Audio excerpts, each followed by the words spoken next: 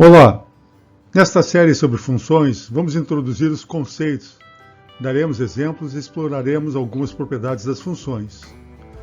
Sejam bem-vindos ao módulo 1, no qual funções são definidas e os conceitos elementares serão introduzidos.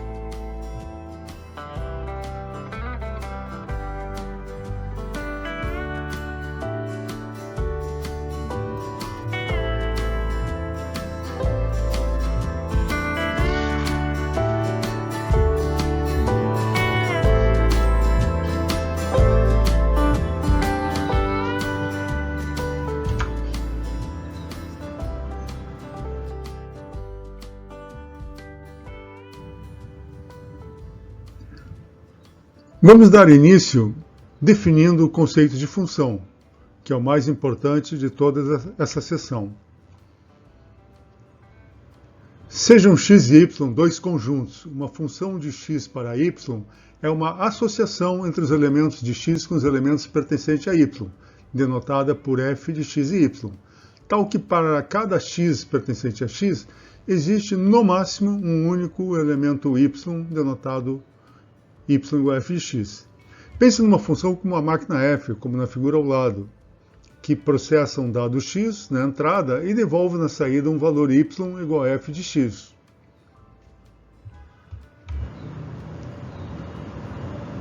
A máquina f associa a um elemento x pertencente a x um único elemento y, pertencente ao conjunto y.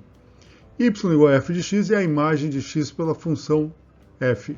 Então aqui temos a máquina exibida na figura, tem um input, uma entrada x, f processa o valor de x e nos devolve um único valor, y igual a f de x. Uma observação muito importante é a seguinte: na definição da função f de x e y devem ser explicitados os conjuntos x e y e a regra de associação denotada por f.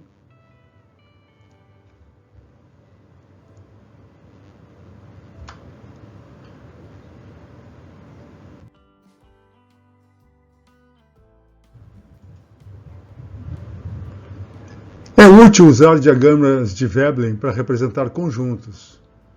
Na figura, temos uma representação de Veblen para uma função de x e y. Associados a uma função f de x e y, temos os seguintes conjuntos. Seja x e y conjuntos e f de x e y uma função. O domínio de f é o conjunto indicado por dom de f, de todos os elementos de x pertencentes a x, tal que f está definida para x. A imagem de f é o conjunto indicado por imagem de f, que é o conjunto dos elementos pertencentes a y, que estão na imagem de algum elemento x pertencente a x. Uma definição extra é: sejam x e y conjuntos e f de x e y uma função, o contradomínio de f é o conjunto y. Então aqui temos na figura o conjunto x, o conjunto y e a função f de x e y. Aqui nós temos o domínio de f, x1, x2, x3, x4 e x5. Temos a imagem de f, y2, y3 e y4. E temos o contradomínio de f, que é o conjunto y, y1, y2, y3, y4, y5 e y6. O domínio de f está contido em x. O contradomínio de f é o próprio conjunto y. E a imagem de f está contida no conjunto y. Muitas vezes o contradomínio e a imagem coincidem. E assim como também muitas vezes o domínio de f é todo o conjunto x.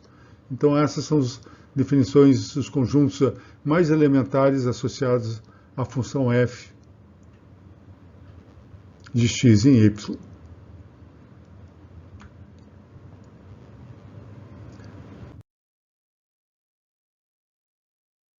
Dada a função f de x e y, o correto é descrever o conjunto x e a função f, como já havíamos chamado a atenção anteriormente. É comum mencionar apenas a expressão analítica que define f, Neste caso, o domínio é o maior conjunto X sobre a qual a função está definida.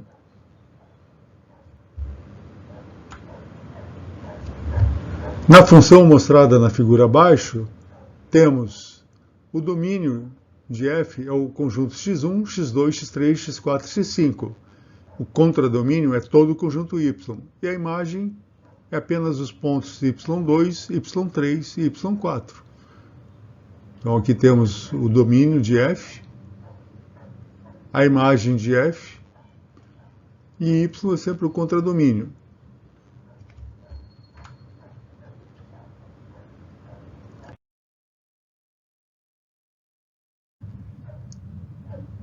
É formalmente incorreto escrever a função f de x igual a raiz de x satisfaz propriedades, porque o correto seria dizer que a função f de x em R satisfaz as propriedades. Na matemática também temos a conversa coloquial, simplificada. Fique atento, ou seja, o que está sendo chamado a atenção aqui? Na primeira frase não é dito quem é o domínio, e na segunda o conjunto X está explicitado. Porque se você muda o domínio, você muda a função. Então, é um conceito importante, e é importante ter em mente que a função só está completamente definida quando o domínio é dado e a associação é dada. Uma função f de x e y é injetora ou injetiva se f de x igual a f de y implica que x igual a y. É comum indicarmos que f é uma função 1 a 1. É o que temos aqui na figura.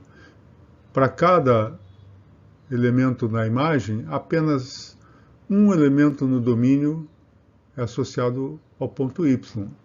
Então vocês vejam que essa função aqui é injetora. Por isso que dizemos que ela é 1 a 1. Ela é sobrejetora se para todo elemento y pertencente ao conjunto y, existe um elemento x pertencente a x, tal que y igual a f de x. Neste caso, contradomínio é igual à imagem. Então, todos os pontos no contradomínio estão na imagem da função. Portanto, ela é sobrejetora. Então, são dois conceitos importantes, o de injetora e o de sobrejetora. Para completar, temos o conceito de bijetora, quando a função for injetora e sobrejetora. Então, temos aqui que todos os elementos no domínio são associados a um elemento na imagem e, portanto, a função é injetora e todos os pontos no contradomínio são associados a um ponto no domínio. Portanto, a função é bijetora.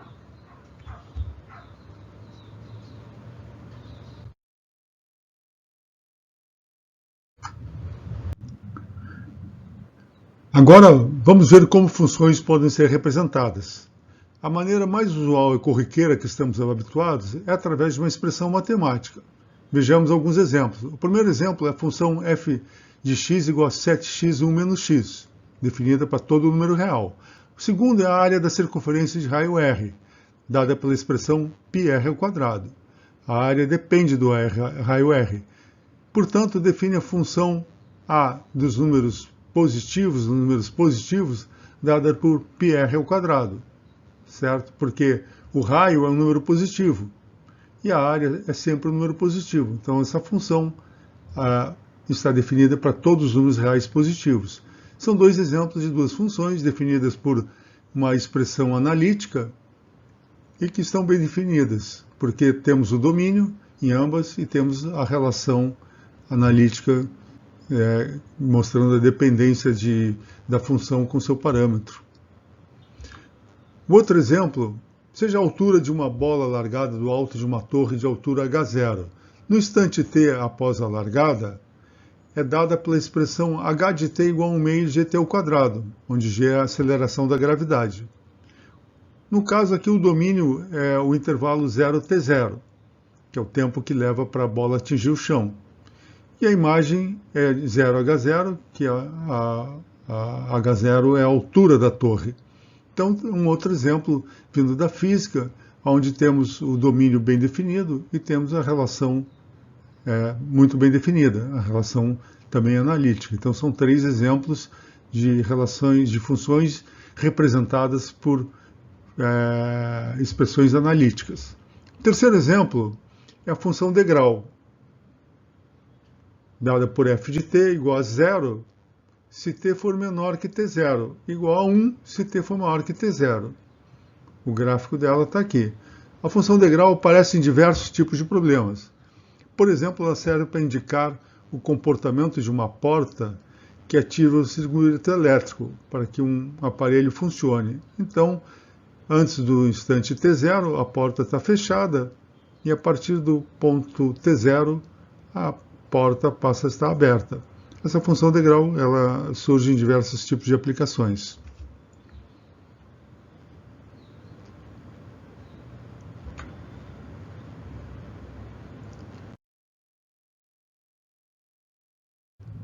Outra maneira de representar uma função é através de um gráfico. Quando representamos um gráfico, temos que especificar o parâmetro e qual é a quantidade que está sendo medida. É comum obtermos gráficos através da observação e da experimentação. Abaixo segue alguns exemplos de funções representadas por gráficos para os quais não há uma expressão que defina matematicamente a relação entre o que está sendo medido e o parâmetro que está sendo aferido. Pode ser o tempo, temperatura, dias. O gráfico da temperatura e da umidade relativa do ar. Temos aqui o exemplo. Então vejamos. No caso da temperatura, temos o parâmetro aqui, são os dias, digamos que as horas do dia, né? Aqui certamente são os picos, onde deve ser são ao meio-dia, que é a hora que a temperatura é mais alta. Então podemos entender aqui que o parâmetro está medido em dias, mas também podemos entender que tenha um tempo. E aqui temos nesse eixo a temperatura. Então, a certa hora do dia aqui, do dia 8 de setembro, né, a temperatura está abaixo de 21 graus. Quando chega ao meio-dia do dia 9 de setembro, ela está próximo de 30 graus. Então, é o tipo da relação entre o parâmetro e o que está sendo aferido que nós não temos uma relação analítica, mas experimentalmente podemos criar esse gráfico. E claramente, né, é uma função, porque a cada instante do dia temos apenas uma temperatura. Então, é uma função. O mesmo para a umidade relativa do ar. Mesmo o parâmetro é o mesmo, mas aqui no eixo Y, o que estamos medindo é a umidade relativa. Então, veja que no dia 9 de setembro, aqui próximo do meio-dia, a umidade relativa cai para quase 40%.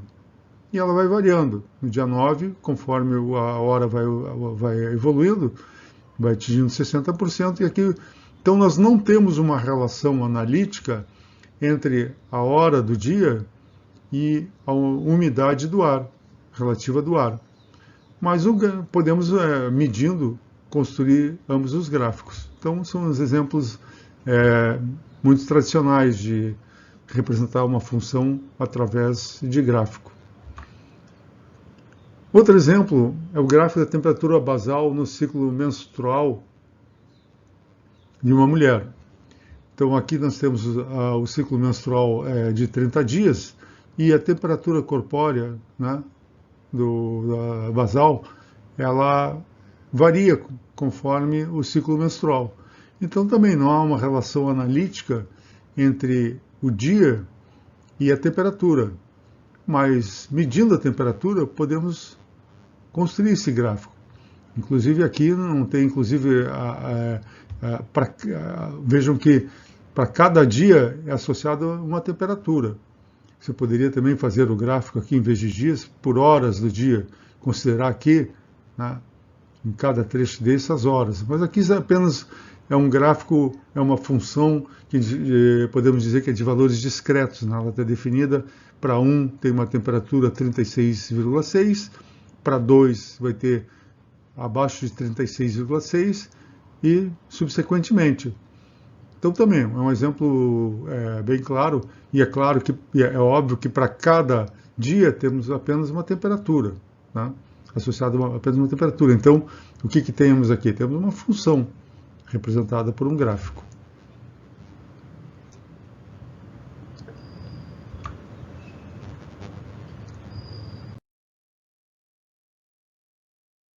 Vejamos mais exemplos de temperaturas representadas por gráfico. Então, lembrando que temos no eixo X o parâmetro e no eixo Y a quantidade medida.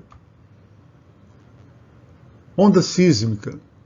Temos o gráfico da onda sísmica. Quando há um terremoto, temos aparelhos que medem a amplitude da onda. Então, a cada instante do terremoto, observamos aqui a amplitude.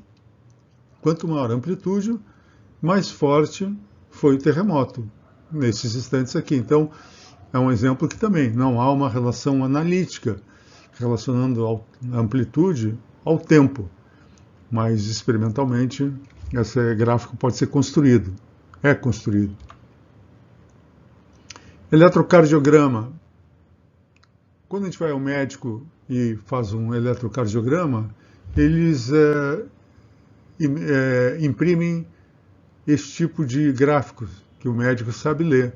E por aqui ele identifica se o coração está funcionando perfeitamente ou se ele tem algum problema, porque ele analisa essas ondas. Então essas ondas são de acordo com o tempo. E o coração, como o coração ele está pulsando, isso aqui é um movimento periódico. O médico sabe ler isso e sabe extrair daqui a informação se o coração está funcionando bem ou não. Então é um exemplo, aqui ele está dando uma amplitude, essa onda, né? Então não há uma relação analítica novamente, mas o gráfico pode ser construído a partir da experimentação. Ações na Bolsa de Valores. Então aqui temos o ano versus o índice da Bolsa. Aqui temos o gráfico. Então, de acordo com o ano, aqui temos o índice. Quanto maior o índice, maior a movimentação na Bolsa. Então aqui temos um movimento perto de 180, provavelmente 1.000. Então você veja que conforme o ano vai passando, 2020, 2021, 2022, aqui temos o ano da pandemia, então foi um período em que todas as atividades econômicas estavam limitadas, né, restringidas, então a Bolsa caiu. Conforme a economia foi voltando, as atividades econômicas retornando ao normal, a Bolsa foi tendo uma maior movimentação. Então não há uma relação analítica entre o parâmetro aqui, o ano, o tempo, e o índice da Bolsa. Mas experimentalmente a gente pode averiguar, construir esse gráfico, né? Então é mais um exemplo de funções que não há uma representação analítica, mas a gente pode fazer uma análise dela a partir do gráfico construído experimentalmente.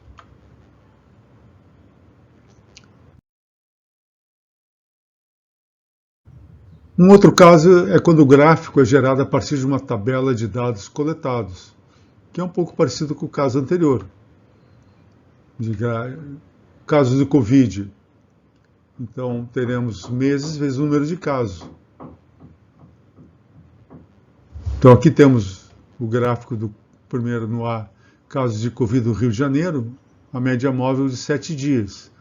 Então, temos aqui 20K, são 20.000. Então, observamos aqui que está havendo um crescimento. Aqui houve um crescimento, depois diminuiu, e aqui um outro crescimento.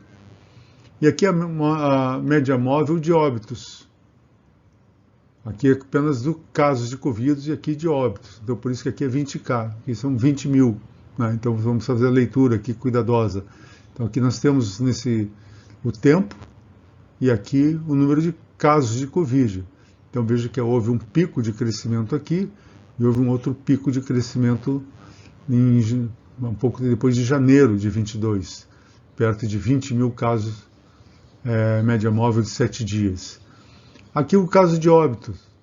Então também, veja que houve uma variação, aqui houve um pico, uma variação e outro pico, aqui atingindo próximo de 300 casos, né? Isso em julho de 2021, que eu acho que foi o pico na verdade aqui tem um pouco mais, aqui a média móvel em vermelho, né? Certo? Então são exemplos de funções que são obtidas porque você constrói uma tabela. Então, a partir da tabela, você associa a cada ponto da tabela o valor da quantidade medida e com isso você constrói um gráfico. Então, aqui também não temos uma expressão analítica relacionando o parâmetro à medida que está sendo, a quantidade que está sendo medida. Municípios e suas populações. Então, temos uma tabela. Aqui temos os municípios e temos a sua população. Então, de novo, aqui o eixo X vão ser os municípios e o eixo Y, número de habitantes. Não é claro que uma função, porque um município tem um número determinado de habitantes. Então, é claro que, né, no caso, define uma função. Você pode achar estranho que o município não é um número real, mas não interessa, você tem um conjunto de municípios, então, e tem um número de habitantes. Então, com essa tabela, você pode fazer um gráfico, onde nós temos aqui o município e aqui o número de habitantes. Então, é um exemplo claro de uma função definida através de uma tabela.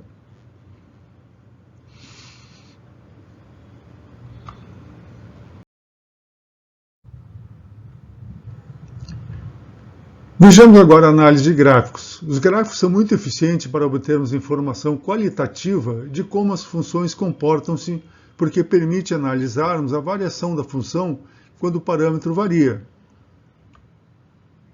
Se o parâmetro ou a variável for o tempo t, o gráfico informa como a quantidade evolui com o tempo. Seja x um subconjunto dos números reais e f de x em r uma função.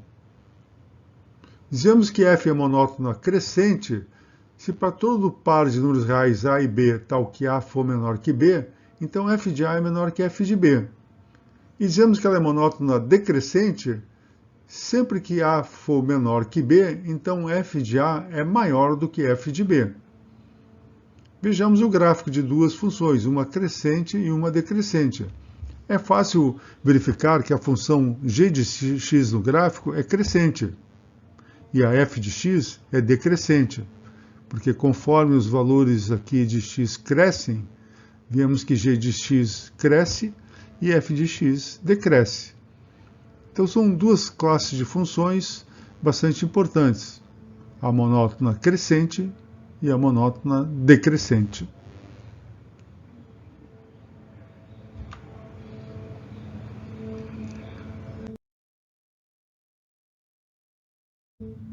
Vejamos agora as simetrias de uma função. O gráfico revela diversos aspectos sobre o comportamento da função em relação ao parâmetro, ou variável. Por exemplo, vejamos alguns exemplos de simetrias fundamentais. F é uma função par se f de menos x for igual a f de x, para todo x pertencente ao conjunto x. Nesse caso, o gráfico de f é simétrico em relação ao eixo y. Exemplos. Considere a função f de x igual a x ao quadrado. Claramente, f de menos x é igual a f de x. E o gráfico é a conhecida parábola. Então, temos o valor de menos x, valendo x ao quadrado, igual ao valor de x. Portanto, veja a simetria. Outro exemplo é a função módulo de x, representada pelo gráfico abaixo. Claramente, ela é simétrica em relação ao eixo y. E o terceiro exemplo é a função cosseno de x, que estudaremos mais adiante. Então, são três exemplos elementares de funções pares e que apresentam a simetria de terem o gráfico simétrico ao eixo Y.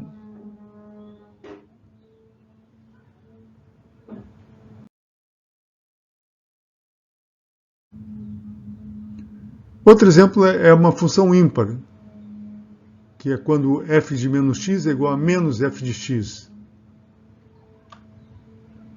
Neste caso, o gráfico de f é simétrico em relação ao eixo y. Exemplo: f de x igual a x ao cubo. F de menos x, claramente, é igual a menos f de x. Então, estamos vendo aqui que ele é simétrico em relação à origem. Esse tipo de função sempre satisfaz f de 0 igual a 0. Outro exemplo é x cosseno de x, porque f de menos x é menos x cosseno de menos x, que é menos x cosseno de x. Então, é menos f de x. Aqui temos um gráfico localizado e, claramente, o gráfico apresenta simetria em relação à origem. E o terceiro exemplo é a função f de x igual ao seno de x. Também f de menos x é igual a menos f de x. Aqui está o seno. Então, observamos nos três exemplos que as funções o gráfico delas é simétrico em relação à origem. Então, são dois tipos de simetrias que são obtidas. A classe da função par, obtivemos a simetria em relação ao eixo y. E a função ímpar, simetria em relação à origem.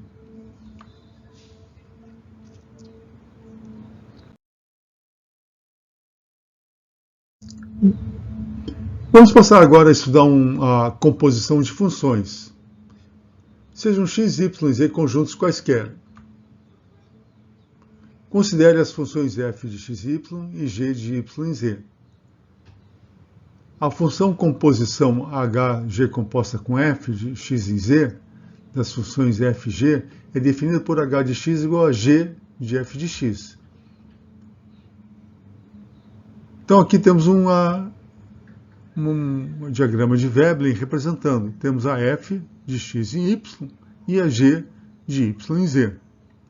A composição toma, então aqui temos um ponto de x, ele é levado nesse ponto de y e é levado nesse ponto de z pela g. Então isso aqui é composição. Então a pergunta que colocamos aqui, qual é o domínio da h? A composição, porque aqui temos o domínio da f, temos o domínio da g e aqui temos a imagem. Então esse tipo de função de operação entre funções é bastante importante e a partir dela podemos criar diversas outras funções.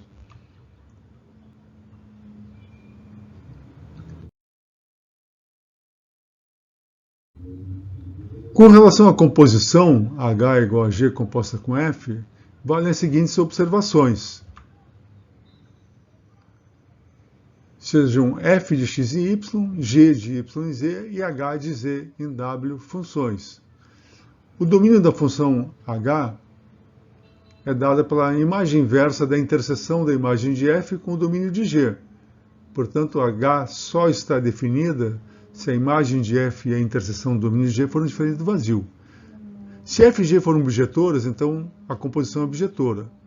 E para quaisquer funções f, g, h, segue que a operação de composição é associativa.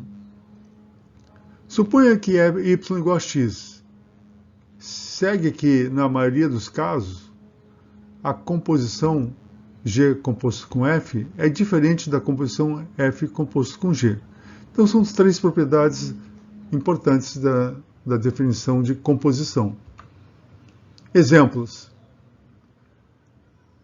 Considere a função f de x igual a x ao quadrado e g de x igual a e elevado a x. A composição h1 de g composta com f é igual a h1 igual a e elevado a x exponencial de x ao quadrado, enquanto que se definirmos h2 como sendo a composição de f com g, h2 é igual a exponencial elevado ao quadrado. São duas funções distintas. Nisso, para mostrar o item D, isso aqui comprova que essa item D aqui, nem sempre isso aqui temos essa igualdade. No entanto, sempre temos associatividade. Se você toma a composição primeiro de F com G e depois com H, é o mesmo que se você tomar a primeira composição de G com H e depois com a F. Então, são algumas propriedades elementares sobre composição de funções.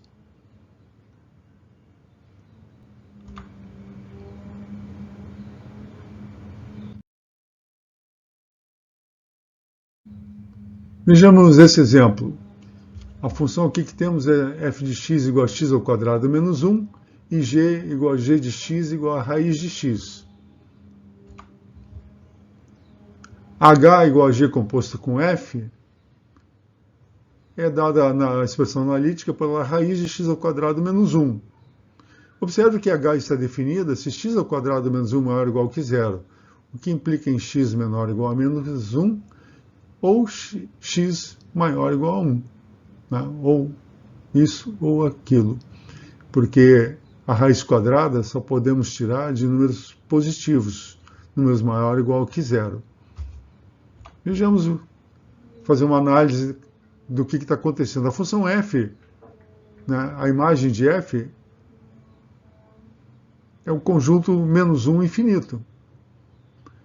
E a g, aqui está o gráfico da g, a g está definida apenas para valores positivos de x.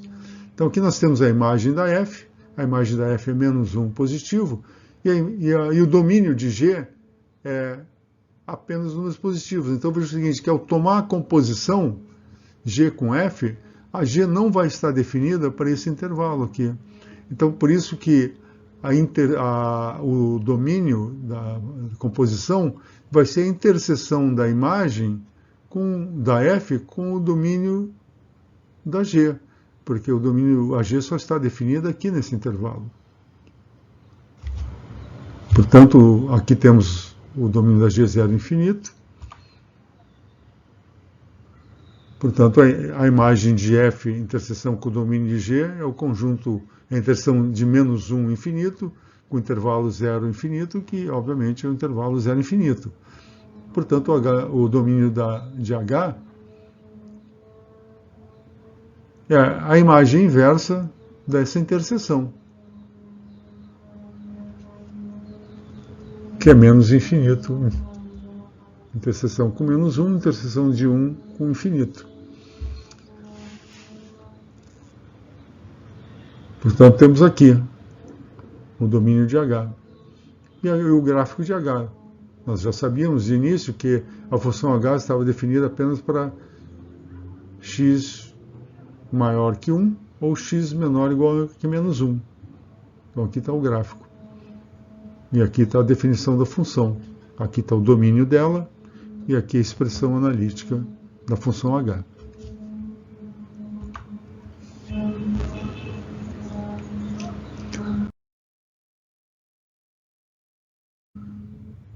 A composição de funções nos permite definir o conceito de função inversa. Seja f uma função de x em y. Dizemos que g de y em x é a função inversa de f, se g composto com f é igual a x, e f composto com g também é identidade, para quaisquer x e y. Neste caso, f é a inversa de g, e g é a inversa de f.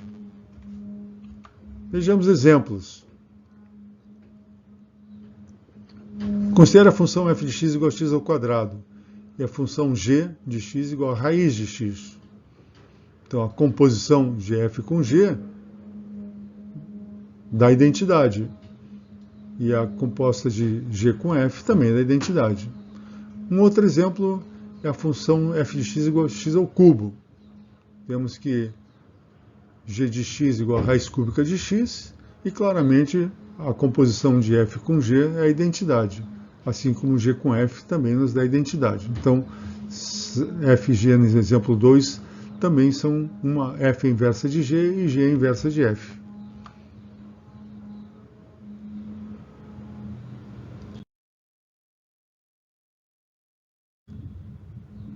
Uma função admite uma inversa sempre que ela for objetora. Se g é a função inversa de f, então o gráfico de g é obtido refletindo o gráfico de f sobre a reta y igual a x. Temos aqui a ilustração na figura. Pegamos o exemplo f de x igual a x ao cubo, cuja inversa é a raiz cúbica de x. Então veja o seguinte, o azul é o gráfico da f de x ao cubo e o verde é o gráfico da função raiz cúbica de x. Então veja que elas são simétricas em relação à reta y igual a x. E isso é fácil de verificar, porque, no fundo, o que nós estamos fazendo quando invertemos a função, estamos trocando a ordenada pela abscissa, e a abscissa pela ordenada. Então, de fato, nós estamos refletindo em relação à reta y igual a x. Então, é muito fácil construir o gráfico de uma função inversa quando ela existe.